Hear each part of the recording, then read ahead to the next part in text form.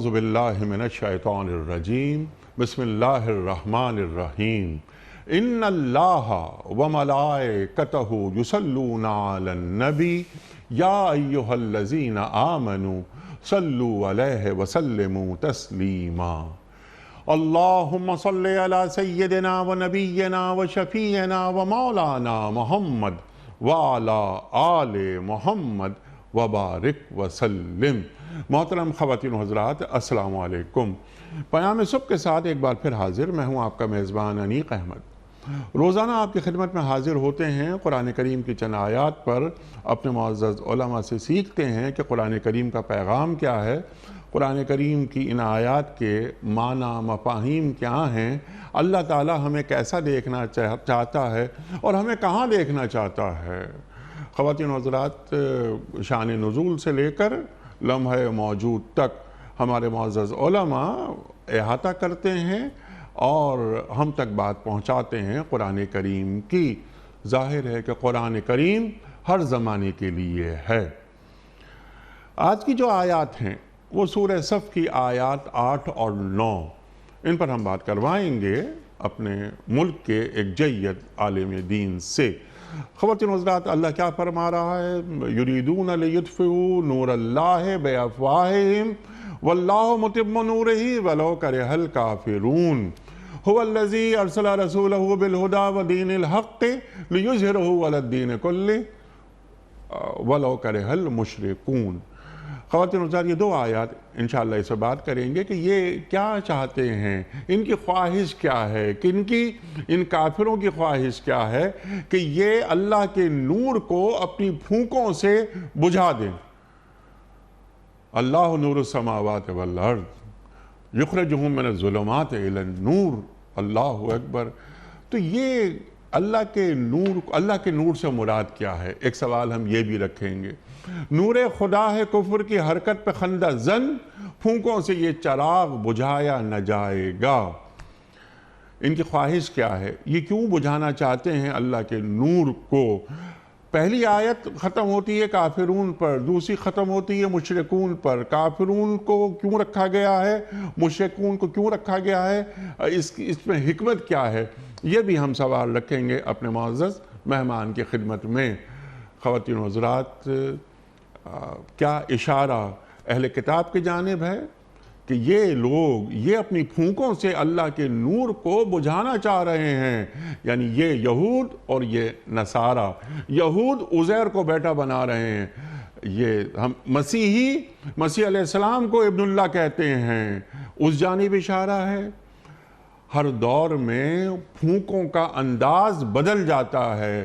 قرآن کریم کی یہ آیت آج ہم سے کیا کہہ رہی ہے؟ اس دور کی جدید پھونکیں کیا ہیں کہ جو اللہ کے نور کو بجھانا چاہتی ہیں؟ دنیا کو بے خدا بنایا جا رہا ہے، الہات کو پھیلایا جاتا ہے اور باقاعدہ پلاننگ سے کام ہو رہا ہے، ہم اور آپ جانتے ہیں۔ ایسے میں ہماری ذمہ داری کیا ہے؟ اہل ایمان کی ذمہ داری کیا ہے؟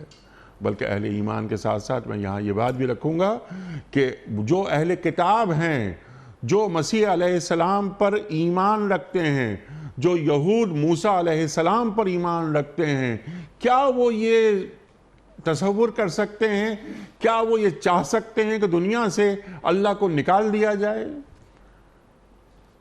الہاد تو مسلمان ریاستوں تک پہنچ رہا ہے، بڑی خطرناک خبریں آتی ہیں۔ خواتین و حضرات، پھر یہ دوسری آیت پر ہی بات کروائیں گے۔ هو الذی ارسل رسولہ بالہدی ودین الحق لیظہرہ علی الدین کلہ ولو کرہ المشرکون۔ اظہار دین ہوگا۔ اظہار دین سے کیا مراد ہے؟ غلبہ دین کی بشارت دی جا رہی ہے۔ کب نازل ہو رہی ہیں یہ آیات؟ 3 ہجری میں، غزوہ احد کے فوری بعد، اور 8 ہجری میں فتح مکہ۔ غلبہ دین، یہ وعدہ اللہ نے اپنے رسول صلی اللہ علیہ وآلہ وسلم سے کیا یا یہ وعدہ ہر دور کے لیے ہے؟ ایک سوال یہ بھی رکھیں گے۔ اور غلبے سے کیا مراد ہے؟ کیا سیاسی غلبہ مسلمانوں کا، اقتصادی غلبہ، سیاسی غلبہ، اخلاقی غلبہ؟ کون سے غلبے سے مراد یہاں اللہ لے رہا ہے؟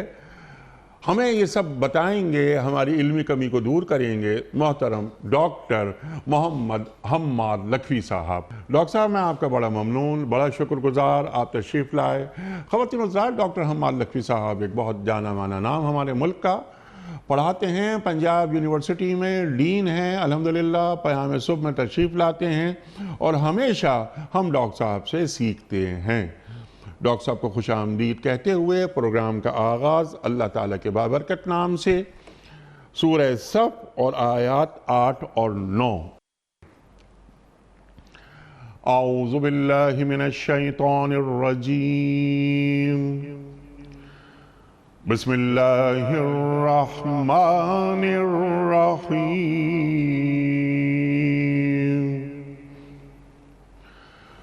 یریدون لیطفئوا نور اللہ بافواہہم واللہ متم نورہ ولو کرہ الکافرون۔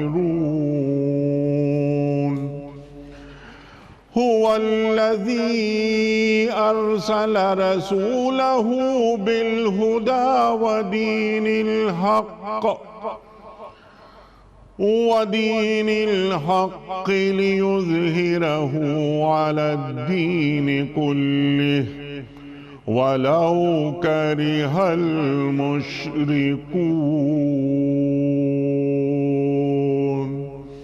صدق اللہ العظیم۔ یہ لوگ اپنے منہ کی پھونکوں سے اللہ کے نور کو بجھا دینا چاہتے ہیں، اور اللہ کا فیصلہ یہ ہے کہ وہ اپنے نور کو پورا پورا پھیلا کر رہے گا، خواہ کافروں کو یہ کتنا ہی ناگوار ہو۔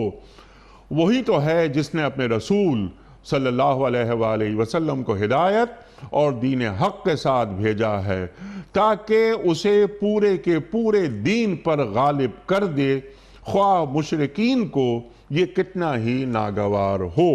صدق اللہ العظیم۔ خواتین و حضرات، اس سے پہلے کہ ہم محترم ڈاکٹر حماد لکھوی صاحب کی خدمت میں آج کے پروگرام کے حوالے سے پہلا سوال رکھیں، کل کے پوچھے گئے سوال کا درست جواب اور آج کا سوال۔ کل کا سوال یہ تھا کہ غزوہ خندق میں کفار نے مدینہ منورہ کا محاصرہ کتنے عرصے جاری رکھا؟ درست جواب 1 ماہ۔ آج کا سوال نوٹ فرما لیجئے۔ غزوہ احد میں شہداء کی تعداد کتنی تھی؟ 60، 70 یا 80؟ جو درست جواب آپ سمجھتے ہوں روانہ فرمائیے۔ ہمارے فون نمبرز ہیں 009221343000980۔ ہمارا دوسرا فون نمبر ہے 009221345270009۔ ہمارا ای میل نمبر ہے ps@duniatv.tv۔ ہمارا SMS کا نمبر 3031 اور ہمارا واٹس ایپ کا نمبر ہے 009232182509194۔ قبلہ ڈاکٹر صاحب ارشاد فرمائیے کہ اللہ تعالیٰ کیا فرما رہا ہے، کس جانب اشارہ ہے، شان نزول کیا ہے ان آیات کا؟ ارشاد۔ بسم اللہ الرحمن الرحیم۔ دیکھیں، اللہ کریم نے ان آیات کے اندر جو بھی ارشاد فرمایا ہے اس کا تعلق حالات و زمانہ کے حوالے سے کسی ایسی کیفیت کے ساتھ ہے یا کسی ایسی صورتحال کے ساتھ ہے جس میں کفار اور مشرکین کی سرگرمیاں اسلام کے خلاف مزاحمت کی ایک تحریک ابھارتے ہوئے وہ اپنے زوروں پر تھیں، اور پھر دوسری طرف جو مسلمان ہیں وہ اپنے ظاہری غلبے کے اعتبار سے کمزور تر پوزیشن میں تھے۔ کسی ایسی کیفیت کا تذکرہ ہے، اور ظاہر ہے کہ یہ کیفیت کب ہوئی؟ یا تو یہ اس وقت تھی جب مسلمان مکہ مکرمہ میں تھے، یا پھر یہ اس وقت تھی جب غزوہ احد ہوا، اور غزوہ احد کے بعد ایک دفعہ مسلمانوں کو، لوگوں کا خیال یہ تھا، کافروں اور مشرکوں کا اور دشمنان اسلام کا خیال یہ تھا کہ شاید یہ تحریک جو ہے وہ اب دوبارہ یہ اپنے اس طرح ابھرنے کا سفر جاری نہ رکھ سکے جس طرح سے یہ غزوہ بدر کی فتح کے ساتھ ایک دفعہ پوری دنیا کے اوپر اس کا، اور اس خاص طور پہ خطہ عرب کے اوپر اس کا غلبہ ہوا تھا۔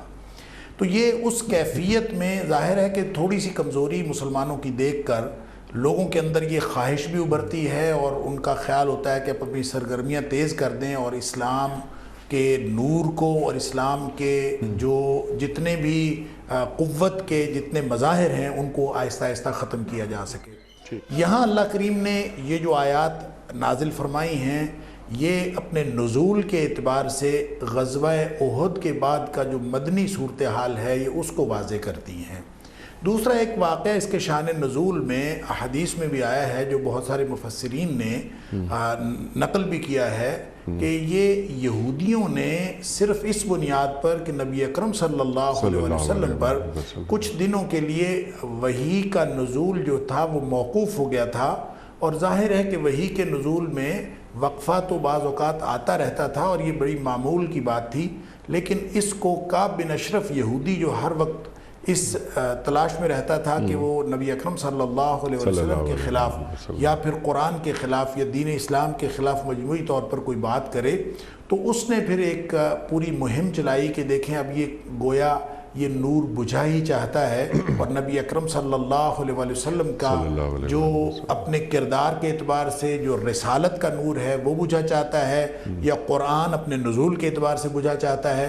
لہٰذا مفسرین نے یہ لکھا ہے کہ اس سے نور سے مراد اللہ کا قرآن بھی ہے، اس نور سے مراد دین اسلام بھی ہے، اور نور سے مراد نبی اکرم صلی اللہ علیہ وسلم کی ذات اقدس بھی ہے۔ کیوں؟ اس لیے کہ کفار ہوں یا مشرکین ہوں ان کا مطمع نظر یہی ہوتا تھا کہ وہ نقصان پہنچائیں۔ وہ ان تینوں جو ہم مراد لیتے ہیں یا مفسرین نے مراد لیا ہے، ان تینوں میں سے کسی کو بھی نقصان پہنچانے کی جو بھی وہ کوشش کرتے تھے یہ ظاہر ہے ایک دوسرے کے ساتھ انٹرلنکڈ ہے۔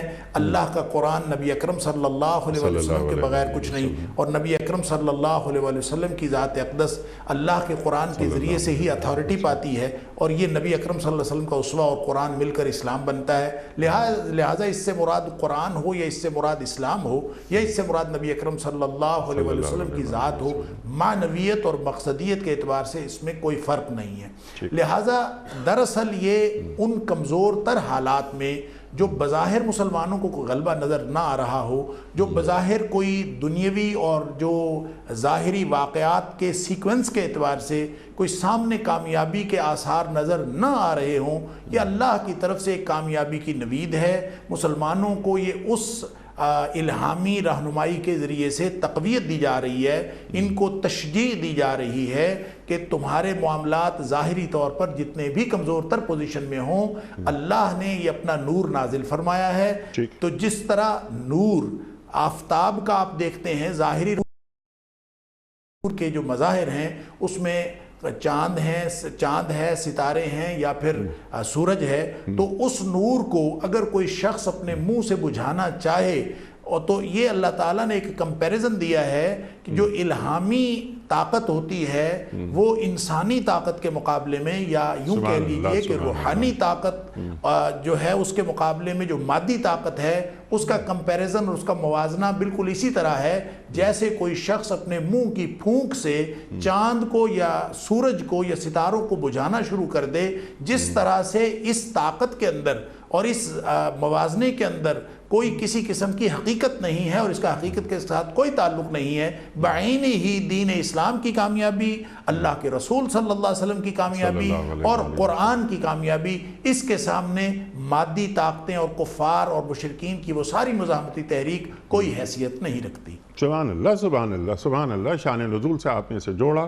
دشمنان دین یہ چاہتے تھے کہ یہ سورج اور چاند کو اپنی مترادفات، یعنی گویا کہ سورج کو اپنی پھونکوں سے بجھا دیا جائے، یہ کیسے ممکن ہے؟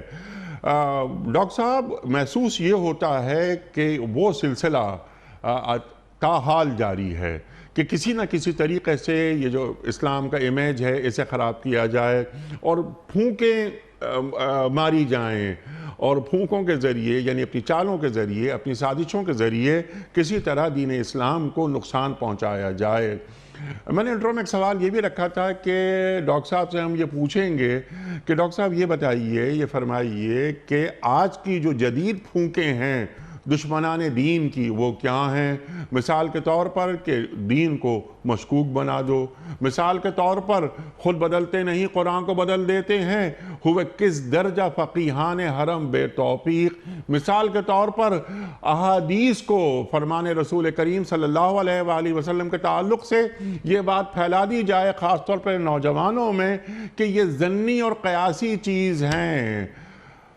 حسبنا کتاب اللہ، کتنا اچھا لگتا ہے یہ کہ ہمارے لیے بس قرآن کافی ہے، لیکن جس طرح آپ نے فرمایا کہ نور، اللہ بھی نور، اللہ کے رسول صلی اللہ علیہ وآلہ وسلم بھی نور، قرآن کریم بھی نور، تو قرآن اور صاحب قرآن دونوں ساتھ ساتھ چلتے ہیں جو ہم نے آپ سے سیکھا ہے ہمیشہ۔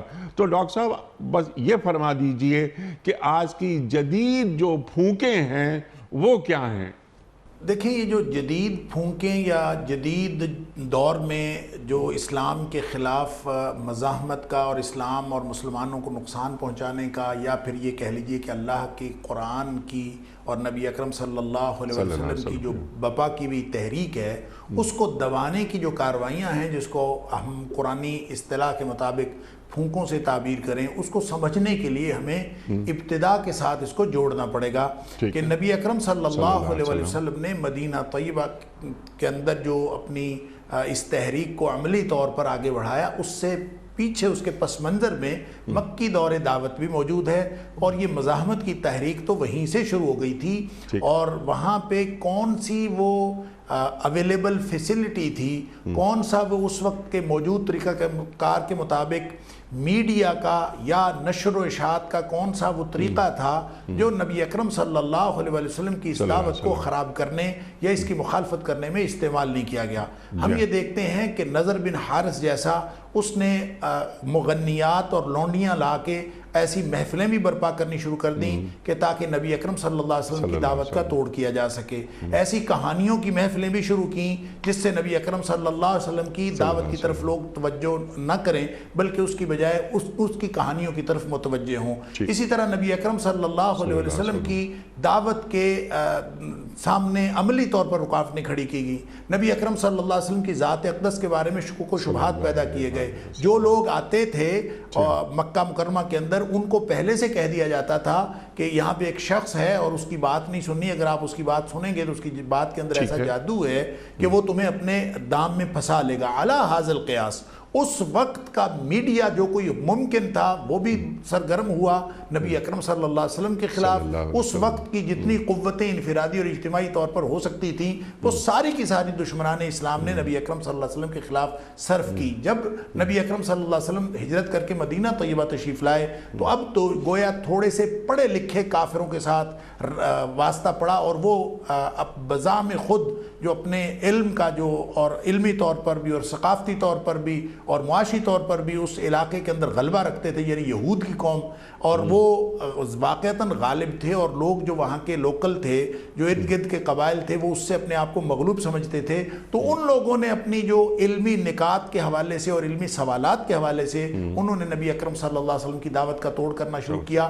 گویا وہ تحریک جو شروع ہوئی تھی مکہ مکرمہ میں نبی اکرم صلی اللہ علیہ وسلم کے خلاف، مدینہ طیبہ میں آ کے یہود مدینہ کی سازشوں کو شامل کر کے وہ بالکل ایک اور طرح کی تحریک بن گئی، جس کے اندر گویا علمی ٹچ بھی آ گیا اور علمی سطح بھی اس میں شامل کی جانے لگی جو اس وقت کی موجود علمی باتیں تھیں، حالانکہ ان کا اپنا علم تحریف شدہ تھا، ان کا اپنا کردار جو ہے وہ اللہ کے وعدے توڑنے والا کردار تھا، وہ خود اپنے نبیوں کو قتل کرنے والے لوگ تھے، ان کی تاریخ نبیوں کی دشمنی پر مشتمل تھی، لیکن نبی اکرم صلی اللہ علیہ وسلم کے مقابلے میں انہوں نے اس علمی تحریک کو بھی علم بنا کر پیش کیا، اور وقت کے جتنے بھی جہالات تھے ان کو انہوں نے اپنی اس علمی روب کے اندر اپنے دام میں پھنسانے کی کوشش کی۔ یوں ہمیں وہ سارے ہتھ کنڈے جو آج کے دور میں نظر آ رہے ہیں ان کی بنیادیں ہمیں کسی نہ کسی طور وہ مدینہ منورہ کے اندر اور مکہ مکرمہ کے اندر نظر آتی ہیں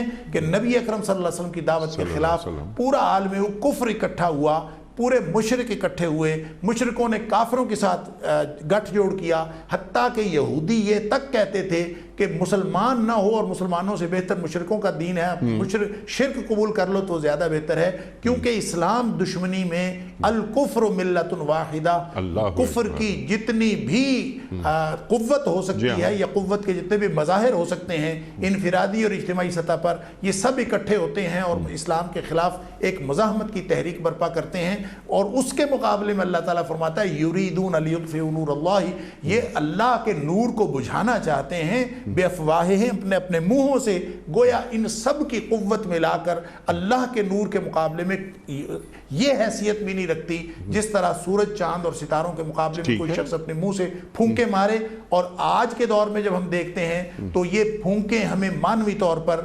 علم کے نام پر بھی نظر آتی ہیں، جو الہاد کی طرف آپ نے اشارہ کیا، الہاد کی طرف لے جاتی ہیں، کچھ اباحیت پسندی کی طرف لے جاتی ہیں۔ یہ بھی ایک پھونک ہے، آپ یہ کہہ لیجئے کہ اسلام کے خلاف جو سازشیں اس وقت ہو رہی ہیں، سب سے زیادہ اور سب سے بڑا نقصان جو علم کے نام پر، سائنس کے نام پر، سائنٹزم کے نام پر اور جدیدیت کے نام پر، ماڈرنزم کے نام پر، پوسٹ ماڈرنزم کے نام پر جو اسلام کو نقصان پہنچایا جا رہا ہے، وہ الہاد کے ذریعے سے لوگوں کی فکر کو ٹیڑھا کر کے اور ٹیڑھا پن پیدا کر کے اور اس میں جدیدیت سے متاثر کر کے، یہ ایک بہت بڑی پھونک ہے۔ اور پھر اس کے ساتھ جو سب سے بڑی میں سمجھتا ہوں اس سے بھی زیادہ خطرناک پھونک ہے، وہ مسلمانوں کو اباحیت پسندی کی طرف لے جا کر کہ ہر چیز کے لیے مسلمانوں کو کمفرٹیبل سچویشن بنا دی جائے کہ کفر کے ساتھ مسلمان کمپرومائز کر لے، ایک ایسا کمپرومائز جس میں مسلمانوں کو کفر کے ساتھ یا ایک نیک آدمی کو برائی کے ساتھ کوئی پریشانی نہ ہو، کوئی برائی کرتا ہے کرتا رہے، آپ کا اس کے ساتھ کوئی تعلق نہیں ہے۔ ایک ایسی سچویشن، ون ون سچویشن بنا دی جائے کہ اسلام اور کفر آپس میں پیار محبت سے رہیں، ایک ایسی فضا بنا دی جائے، اور وہ کفر جو اسلام کو مٹائے بغیر چین سے بیٹھتا ہی نہیں ہے اور جس کی ہر وقت کوشش رہتی ہے کہ یریدون لیطفئوا نور اللہ بافواہہم، جو ہر وقت اپنی یہ سرگرمیاں اٹھائے ہوئے ہیں اور اس میں پورے زور و شور سے سرگرم ہیں، ان کے بارے میں مسلمان اپنے آپ کو کمفرٹیبل کر کے ان کے ساتھ ایک مداہنت کا رویہ اختیار کر کے ان کے ساتھ یعنی گویا بیٹھنے کے لیے تیار ہو گئے۔ یہ وہ اباحیت پسندی کا یہ ایک نوشن یہ چل رہا ہے، لیکن اس کے ساتھ میں یہ سمجھتا ہوں جو جہالت ہے، جو ظاہری دشمنی ہے، جو مسلمانوں کو سیاسی طور پر مغلوب کرنے کی بات ہے، یہ ساری باتیں الگ ہیں، لیکن علمی سطح پر میں یہ سمجھتا ہوں کہ یہ دو بہت بڑے فیکٹرز ہیں، ایک اباحیت پسندی کا فتنہ اور ایک الہاد کا فتنہ، جس نے مسلمانوں کو اور اللہ کے نور کو اور اللہ کے قرآن کی تعلیمات کو اور نبی اکرم صلی اللہ علیہ وسلم کی شان کو، نبی اکرم صلی اللہ علیہ وسلم کے فرامین کو اور ان کی اہمیت کو کم کرنے کے لیے اپنا پورا زور لگا رکھا ہے۔ اللہ اکبر، اللہ اکبر۔ ڈاکٹر صاحب، آپ ہی کی بات کو آگے بڑھاتے ہوئے دو تین باتیں صرف یہ عرض کرنا چاہ رہا ہوں میں آپ کی گفتگو کی روشنی میں، کہ آپ نے ایک لفظ استعمال کیا یہاں مداہنت، یعنی مداہنت کے معنی و مفاہیم یہی ہیں کہ اپنے فائدے کے لیے اگر دین کا نقصان بھی ہونا پڑے تو دین کا نقصان قبول ہے، نعوذ باللہ نعوذ باللہ نعوذ باللہ، لیکن مجھے چند فوائد حاصل ہو جائیں۔ ڈاکٹر صاحب، یہ عافیت کو عذر بنا لینا، کمپرومائزنگ سچویشن جیسا آپ نے بات فرمائی، ایسا ہی محسوس ہو رہا ہے جیسا آپ نے فرمایا۔ خود کو محفوظ رکھنے کے لیے اور اپنی نسلوں کو محفوظ رکھنے کے لیے ہماری حکمت عملی یا عملی حکمت وہ کیا ہونی چاہیے؟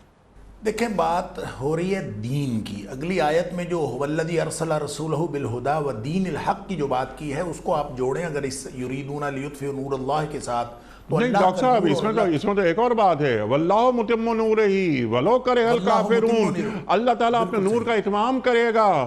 وقت فرصت ہے کہاں، کام ابھی باقی ہے، نور توحید کا اتمام ابھی باقی ہے۔ اقبال کہہ رہے ہیں، میں تو ابھی اس پہ نہیں آ رہا، غلبہ دین پہ ابھی نہیں آ رہا، میں تو صرف یہ بات نہیں۔ ڈاکٹر صاحب، میری ایک گزارش آپ سے بس یہ ہے کہ آج میں اپنا سوال دہرا دیتا ہوں، ہم جیسے بھی تھے، اب ہماری پرورش جس عمر میں ہم ہیں کہ ہم آگے چلے گئے، یعنی عمر پختہ ہو گئی، اب ہمیں بگاڑنا سنوارنا، اب ذرا ہماری بنیادیں مضبوط ہیں، لیکن ہمیں اپنی نسلوں کو محفوظ رکھنا ہے۔ جو باتیں آپ نے فرمائیں بائیں نہیں، ایسا ہی محسوس ہوتا ہے۔ آج ہم اپنی نسلوں کو کیسے محفوظ رکھیں کہ وہ پھونکیں جو دشمنان دین اسلام کے خلاف پھینک رہے ہیں، بھیج رہے ہیں، ان سے ہمارے بچے اور ہماری بچیاں کیسے محفوظ رہیں؟ طریقہ کار کیا ہوگا؟ یہی میں عرض کرنا چاہ رہا تھا کہ ہمارے اندر جو مداحنت کا رویہ پیدا ہو گیا ہے وہ ایک دن میں پیدا نہیں ہوا. ہم نے دین کے تصورات بگاڑ لیے ہیں اور دین کا تصور یہ رہ گیا ہے کہ ہم اپنی نمازیں پڑھتے رہیں تو یہ گویا دین ہے، حالانکہ واللہ متم نورہ اور هو الذی ارسل بالہدی هو الذی ارسل رسولہ بالہدی ودین الحق.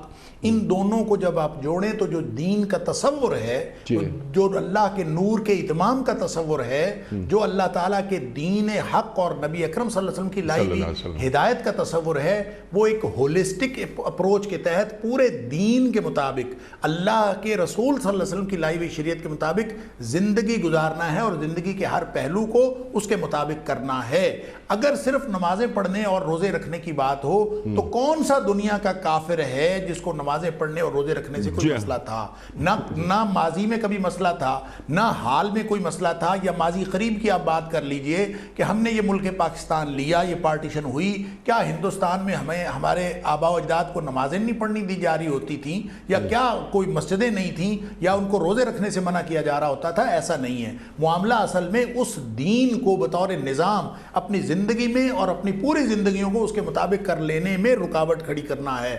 اگر مسلمان اس تصور کو، اس تصور دین کو جو ناقص تصور دین ہے کہ آپ صرف اور صرف اپنی نمازیں پڑھتے رہیں اور بس کسی اور کو کچھ نہ کریں، دنیا میں جو مرضی ہوتا رہے، آپ اس کی طرف قطن نگاہ نہ اٹھائیں، آپ برائیوں کو دیکھیں اور برائیوں کو دیکھ کر کمپرومائز کر لیں، کفر ہوتا رہے اور کفر کے ساتھ بھی آپ کمپرومائز کر لیں، شرک بھی ہوتا رہے اور اس کے ساتھ بھی آپ کمپرومائز کر لیں، ایسا جو مداحنت پسند مسلمان ہے یہ ایک دن میں پیدا نہیں ہوا.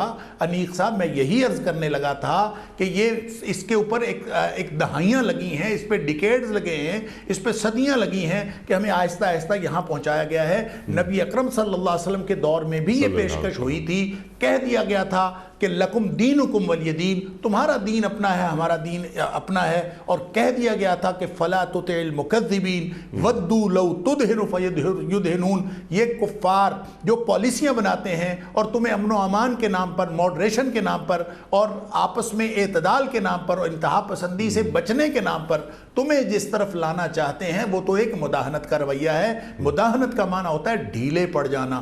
ودو، وہ یہ چاہتے ہیں لو تدہن فیدہنون، تم بھی ڈھیلے پڑ جاؤ اور وہ بھی ڈھیلے پڑ جائیں. گویا تم اپنا سٹینڈ پوائنٹ چھوڑ دو تاکہ ان کو بھی کمفرٹیبل سچویشن مل جائے. لہٰذا یہ جو آج سچویشن ہوئی ہے مسلمانوں کی، یہ نبی اکرم صلی اللہ علیہ وسلم کی لائی ہوئی ہدایت سے انحراف کے نتیجے میں ہوئی ہے. یہ اللہ کے قرآن نے جو ہمیں نظام زندگی دیا ہے اس سے انحراف کے نتیجے میں ہوئی ہے. ہم نے دین پر عمل تو کیا ہے لیکن ہمارے اوپر جو الہاد کا ایک اتنا بڑا کہہ لیجئے کہ علمی طور پر ایک رعب طاری کر دیا گیا ہے اور اباحیت پسندی کے نام پر ہمارے جو دین کے تصورات بگاڑ دیے گئے ہیں کہ یہ بھی جائز ہے اور یہ بھی جائز ہے اور اس طرح بھی ٹھیک ہے اور اس طرح بھی ٹھیک ہے.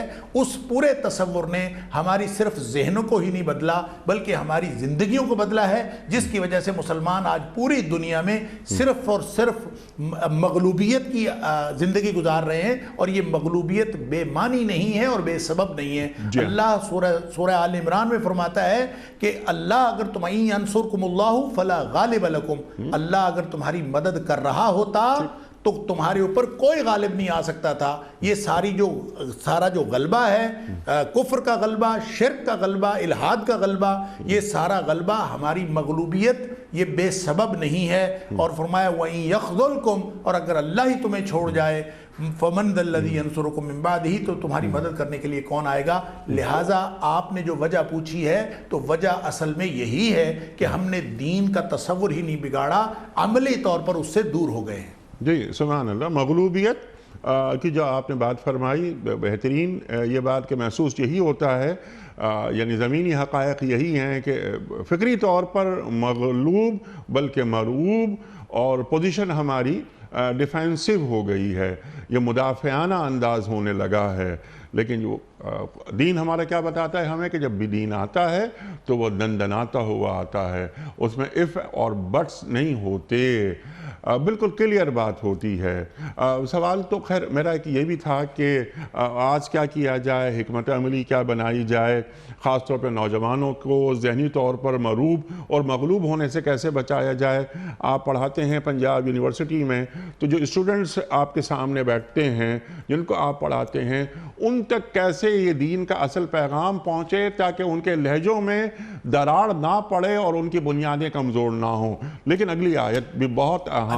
انیق صاحب اگلی آیت پر جانے سے پہلے میں بس انتہائی اختصار کے ساتھ عرض کر دوں کہ جس چیز کو اللہ کریم یہاں پہ نور فرما رہے ہیں وہ اللہ کا قرآن ہے، نبی اکرم صلی اللہ علیہ وسلم کی ذات اقدس ہے، اور ان پر مشتمل پورا دین اسلام ہے۔ اگر اس کے ساتھ آج بھی نوجوان جڑ جائیں اللہ کے قرآن کے ساتھ، نبی اکرم صلی اللہ علیہ وسلم کی ذات اقدس کے ساتھ، تو یہ مغلوبیت کی تصور اور مغلوبیت کی ذہنیت بھی ختم ہو جائے گی، اور انشاءاللہ اللہ تعالیٰ وہ قوت بھی عطا فرما دے گا کہ ہم ان ساری پھونکوں کا مقابلہ کرنے کے لیے تیار ہو جائیں۔ سبحان اللہ سبحان اللہ۔ اس کے لیے نوجوانوں سے مکالمہ کرنے کی ضرورت ہے، اور انہیں لاجواب نہیں کیا جائے بلکہ انہیں قائل کیا جائے۔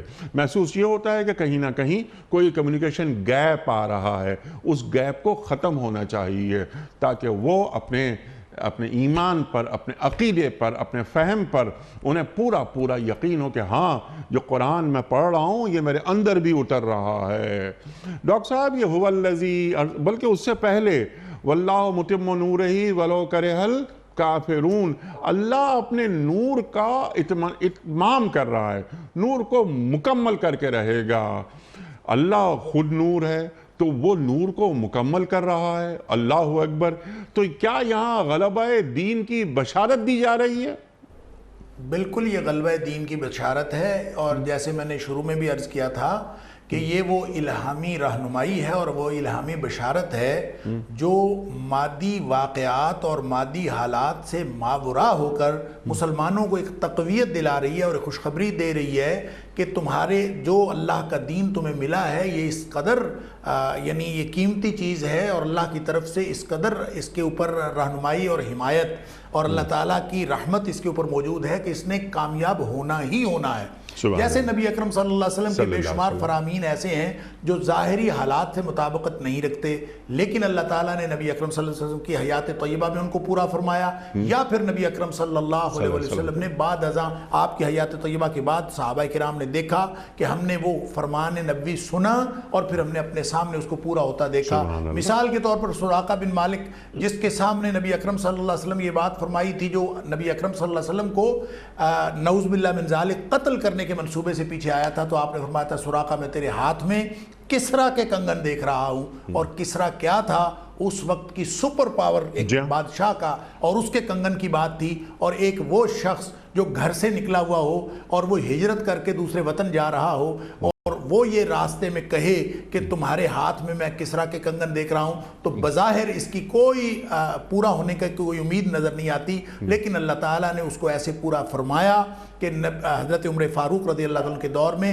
کسرا فتح ہوا اور کسرا کے کنگن جو ہے وہ سراقہ کے حصے میں آئے۔ یہ اللہ تعالیٰ نے اس طرح کی بے شمار چیزیں ہیں جو نبی اکرم صلی اللہ علیہ وسلم نے فرمائی اور اللہ تعالیٰ نے پوری کر دی۔ یہ ہے وہ اللہ کا وعدہ کہ واللہ متم نورہ، یہ تو وعدہ پورا ہو کے رہنا ہے کہ اسلام نے غالب آنا ہی ہے۔ نبی اکرم صلی اللہ علیہ وسلم کا یہ فرمان کہ آپ نے فرمایا کہ مشرق و مغرب لپیٹ کر میرے سامنے کر دیے گئے، مجھے زمین جہاں تک دکھائی گئی اللہ کا دین وہاں تک پہنچے گا، اور ایک فرمان میں ہے کہ ہر کچے پکے مکان میں یہ اللہ کا دین پہنچے گا۔ یہ غلبہ یہ ہو کر رہنا ہے، جہاں تک نہیں غلبہ اسلام کا پہنچا یہ واللہ متم نورہ۔ اور اگلی آیت جو اسی کی ہی تفصیل ہے کہ هو الذی ارسل رسولہ بالہدی ودین الحق، کہ اس نے بھیجا ہے لیظہرہ علی الدین کلہ، غلبے کے لیے بھیجا ہے، اس تمام ادیان پر غالب ہونے کے لیے بھیجا ہے۔ تو اللہ اپنے نور کا اتمام فرمائے گا، دین غالب ہوگا۔ نبی اکرم صلی اللہ علیہ وسلم کے فرامین کہ جہاں جہاں تک مجھے دکھائی گئی زمین وہاں تک اللہ کا دین پہنچے گا۔ تو یہ ساری کی ساری اللہ کے فضل سے دین کے غلبے کی بشارتیں ہیں۔ سبحان اللہ سبحان اللہ سبحان اللہ سبحان اللہ۔ اچھا ڈاکٹر صاحب، اس سے پہلے کہ ہم ذرا سا اور آگے بڑھیں، یہ فرمائیے کہ جو پچھلی آیت ہے یعنی سورہ صف کی آیت نمبر 7 وہ ختم ہو رہی ہے کہ ولو کرہ الکافرون پر، 8ویں آیت ختم ہو رہی ہے وَلَوْ كَرِهَ الْمُشْرِكُونَ پر، اس کی کیا حکمت ہے اور کیا مخاطبت ہو رہی ہے؟ دیکھیں کافر تو وہ ہیں جو اپنے کفر کا اظہار کرتے ہیں اور وہ اسلام کا انکار کرتے ہیں. ویسے تو کفر کا مطلب ہوتا ہے چھپا لینا، اور کافر جو ہے وہ کفار یوجب الکفار نباتہ، کہ یہ قرآن پاک کے اندر یہ الفاظ کسان کے لیے بھی آئے ہیں کیونکہ وہ بیج کو چھپا دیتا ہے. چونکہ کافر کا طرز عمل یہ ہوتا ہے کہ وہ حقائق کو چھپا کر وہ اپنی فکر کو دوسروں کے سامنے رکھنا چاہتا ہے، اس کو غالب کرنا چاہتا ہے. تو یہ مانوی مناسبت ہے کفر کے لفظ کے ساتھ. ویسے وَلَوْ كَرِهَ الْكَافِرُونَ کا مطلب یہ ہے کہ کافر جو بھی انکار کرنے والے ہیں وہ اللہ کے قرآن کا انکار کریں، نبی اکرم صلی اللہ علیہ وسلم کی رسالت کا انکار کریں، یا اس پورے دین اسلام کے جن کو ہم ایمان کے اجزاء کہتے ہیں ان اجزاء میں سے کسی ایک جز کا انکار کرے تو وہ کافر ہوتا ہے. اور جو کافر ہوتا ہے وہ دین کی ترقی سے، دین کے اتمام سے، دین کے عروج سے، اس کے ارتقاء سے اس کو بہت تکلیف ہوتی ہے، اور وہ ہمیشہ اس تکلیف میں مبتلا رہتا ہے کہ کہیں اسلام ترقی نہ کر جائے، کہیں یہ تحریک زور نہ پکڑ جائے، کہیں مسلمان غالب نہ آ جائیں. تو وہ جو اس کی ناپسندیدگی ہے اس کو اللہ کریم نے یہاں پہ ارشاد فرمایا کہ وَلَوْ كَرِهَ الْكَافِرُونَ، کہ کافروں کو کبھی بھی اسلام کا غلبہ ایک آنکھ نہیں بھاتا.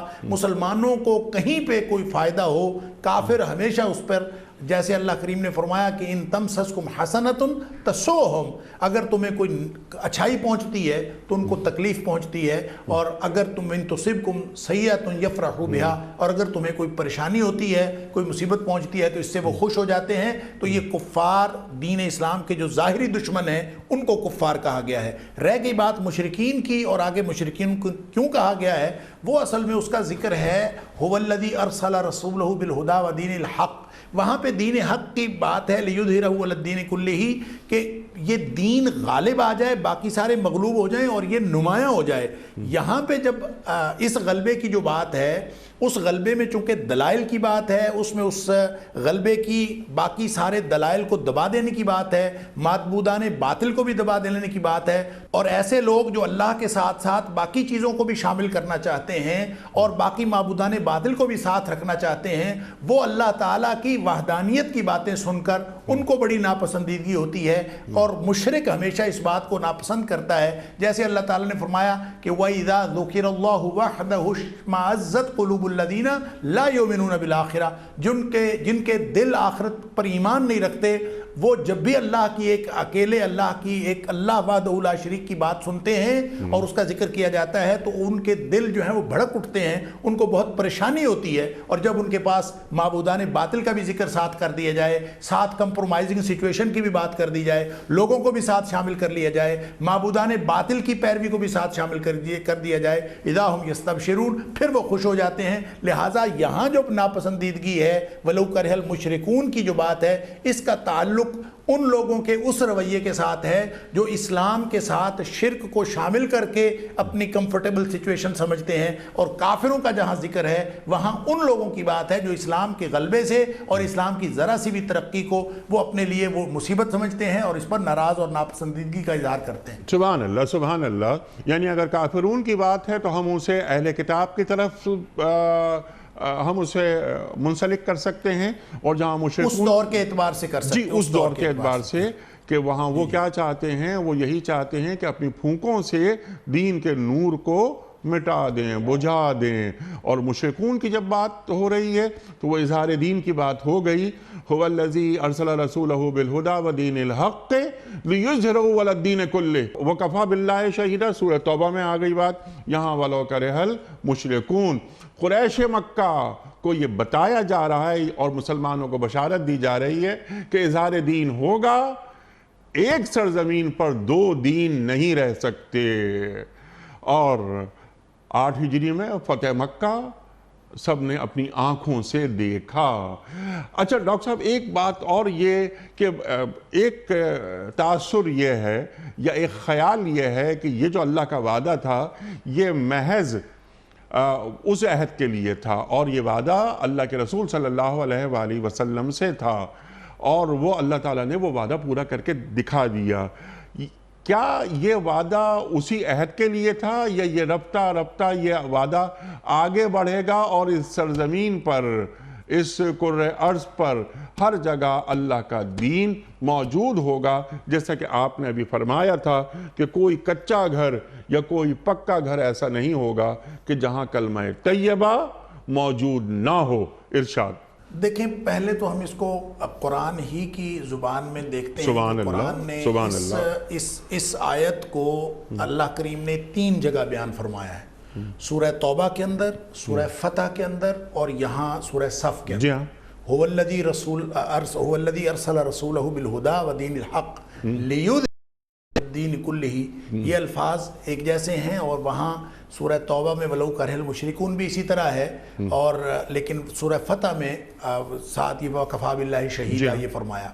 اچھا، ساتھ یہ جو یریدون لیطفئوا نور اللہ بافواہہم، ایگزیکٹلی یہ الفاظ سورہ توبہ میں بھی ہیں، جی ہاں۔ لیکن وہاں پہ واللہ متم نورہ نہیں ہے، بلکہ وہاں ہے وَيَأْبَى اللَّهُ إِلَّا أَن يُتِمَّ نُورَهُ، کہ اللہ اس بات سے انکار کرتا ہے سوائے اس کے اور کوئی راستہ نہیں ہے کہ اللہ تعالیٰ اپنا نور مکمل کر دے۔ سبحان لہٰذا قرآن کی یہ جو قرآن کا جو سٹریس ہے، اور 3 مختلف مقامات پر، ایک تو یہ بتاتا ہے کہ اللہ کے دین کا غلبہ ہو کر رہے گا۔ دوسری بات جو سورہ حج میں اللہ تعالیٰ نے اہل ایمان کے ساتھ وعدہ فرمایا کہ جو بھی اہل ایمان، وعد اللہ الذین آمنوا وعملوا الصالحات، جو ایمان والے عمل صالح کے ساتھ اس دین پر قائم رہیں گے، ان کے اوپر اللہ تعالیٰ ان کے ساتھ اللہ وعدہ کرتا ہے، اللہ نے وعدہ کر لیا ہے، لَيَسْتَخْلِفَنَّهُمْ فِي الْأَرْضِ، اللہ تعالیٰ ان کو زمین میں استخلاف عطا کرے گا، حکومت عطا کرے گا۔ لہٰذا سیاسی غلبے کی بات ہو، ظاہری غلبے کی بات ہو، بطور نظام اور بطور دین کے اور پورے گروپ کے اور پوری ملت کے جو غلبے کی بات ہے، اس اعتبار سے بھی اللہ کا یہ وعدہ نہ صرف یہ ماضی کے لیے تھا بلکہ مستقبل کے لیے بھی ہے، اور قرآن کا یہ وعدہ سٹینڈ کرتا ہے قیامت تک کے لیے۔ جب بھی اہل ایمان کے تقاضے پورے کریں گے، اپنے کردار کو اس کے مطابق بنائیں گے جو عامل الصالحات کا کردار ہے انفرادی اور اجتماعی طور پر، تو اللہ تعالیٰ ان کو استخلاف عطا کر دے گا، سیاسی غلبہ بھی عطا ہوگا۔ رہی بات اس غلبے کی جو لیظہرہ علی الدین کلہ کی بات ہے، تو اس کا مطلب یہ ہے کہ دعویٰ ایک ہوتا ہے اور اس دعوے کی دلیل ایک دوسری بات ہوتی ہے۔ نبی اکرم صلی اللہ علیہ وسلم کے بارے میں اگر انہوں نے اپنی پھونکیں مارنا شروع کی یا انہوں نے پھونکوں سے اس چراغ کو بجھانے کی کوشش کی، تو نبی اکرم صلی اللہ علیہ وسلم کا کردار اس نور اتمام کا ایک مظہر ہے، اور اس نور کے اتمام کا ایک مظہر ہے کہ مکمل نور جو ہے نبی اکرم صلی اللہ علیہ وسلم کی ذات اقدس ایک کردار کے ساتھ، قد لبثت فیکم عمرا، اگر کوئی مانے چاہے نہ مانے، نبی اکرم صلی اللہ علیہ وسلم کا کردار اس کے اوپر دلیل ہے، اور یہ غلبہ لیظہرہ علی الدین کلہ ہر چیز کے اوپر دلائل کے اعتبار سے، اپنی ایگزسٹنس کے اعتبار سے، اور اپنی ایگزسٹنس اپنے وجود کی دلیل کے اعتبار سے نبی اکرم صلی اللہ علیہ وسلم کی ذات وہ اپنی داخلی طور پر ایک ایسا ثبوت ہے اور ایسا ایک غلبہ رکھتی ہے کہ دنیا کے تمام علوم کے ماہرین مل کر وہ بڑے سی بڑی کوئی علمی دلیل لے آئیں، لوگ سماجی طور پر بڑے سے بڑا کردار لا کے کوئی بڑی سی بڑی دلیل لے آئیں، وہ نبی اکرم صلی اللہ علیہ وسلم کے کردار کے مقابلے میں نہیں ٹھہر سکتی۔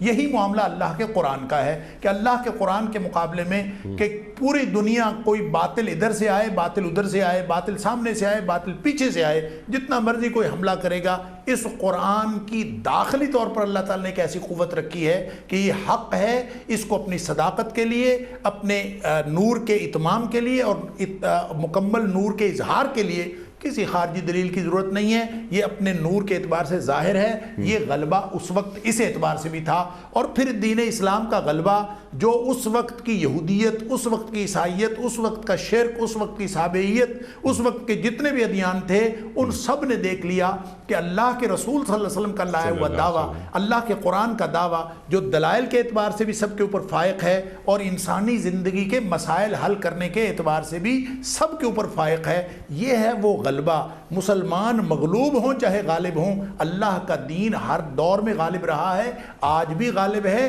مسئلہ صرف اتنا ہے کہ وہ مسلمان جو دین پر عمل کرنا چھوڑ دیتے ہیں وہ مغلوب ہو جاتے ہیں۔ اللہ کا دین کبھی مغلوب نہیں ہوتا، اللہ کا دین غالب ہونے کے لیے آیا ہے۔ وہ اپنے دلائل کے اعتبار سے بھی غالب ہے، اور وہ اپنے اس جو ورلڈلی لائف ہے، جو دنیاوی زندگی ہے، جو مادی دنیا ہے، اس کے مسائل حل کرنے کے اعتبار سے بھی فائق ہے۔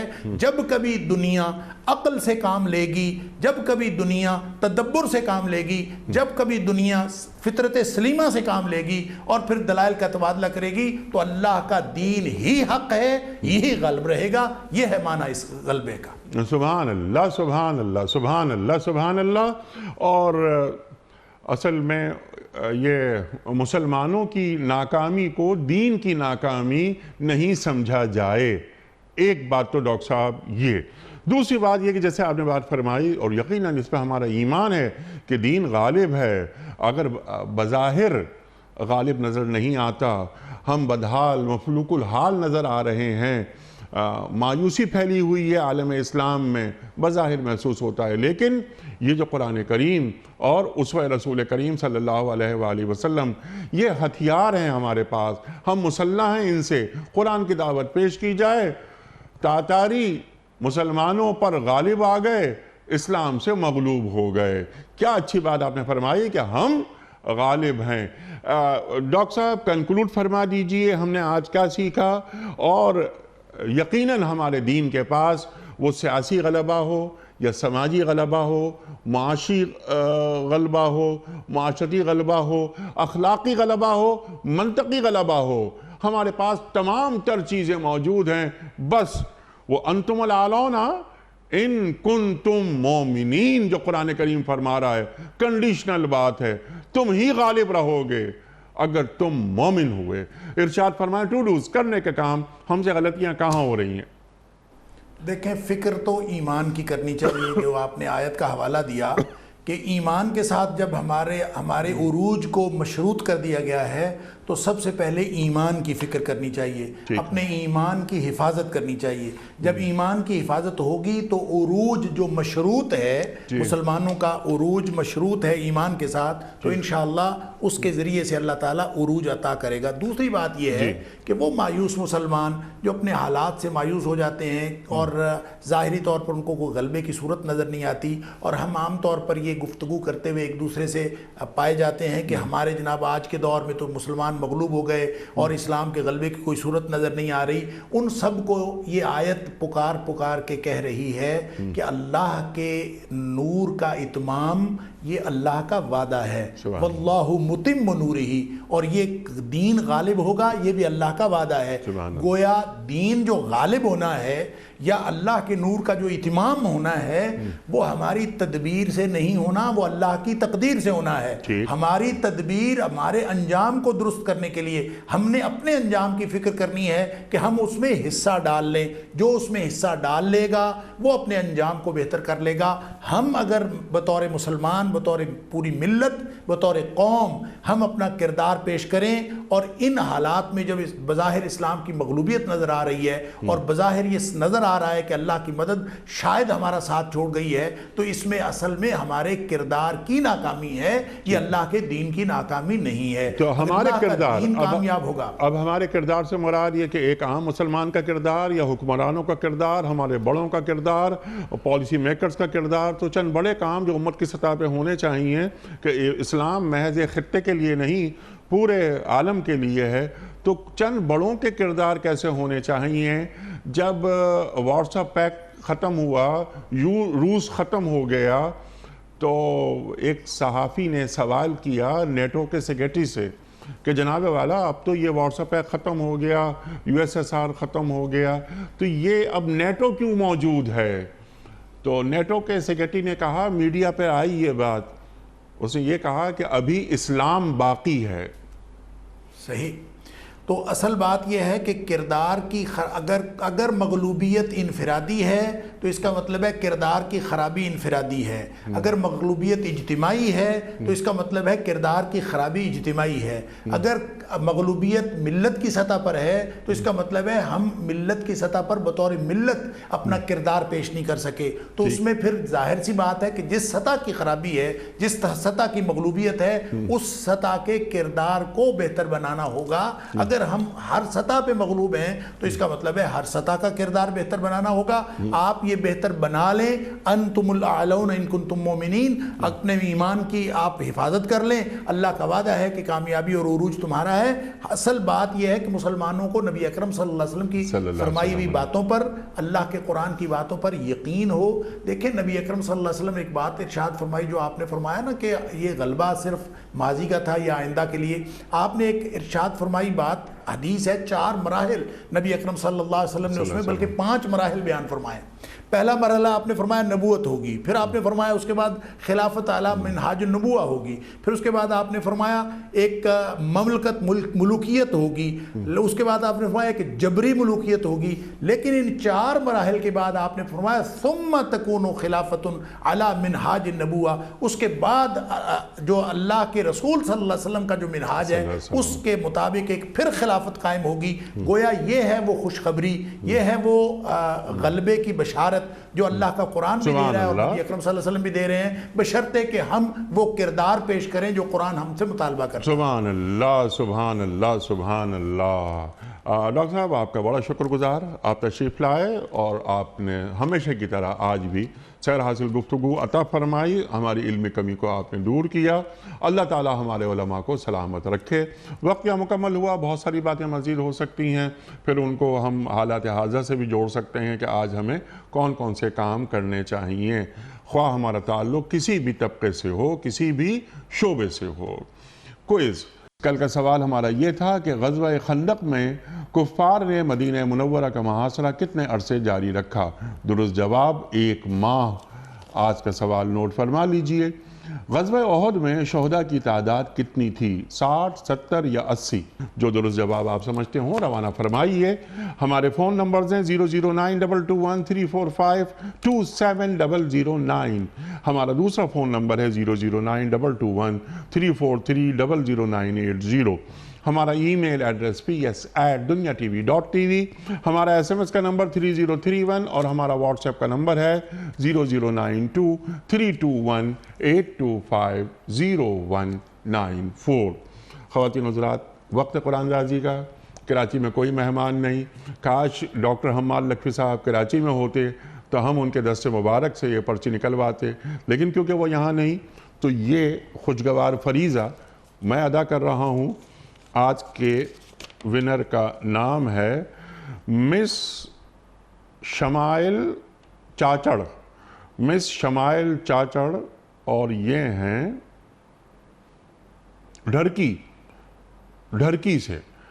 مس شمائل چاچڑ آپ کی خدمت میں دنیا ٹی وی کی جانب سے دینی کتب پر مشتمل گفٹ ہیمپر آپ کے گھر روانہ کیا جا رہا ہے۔ آپ کو بہت بہت مبارک ہو۔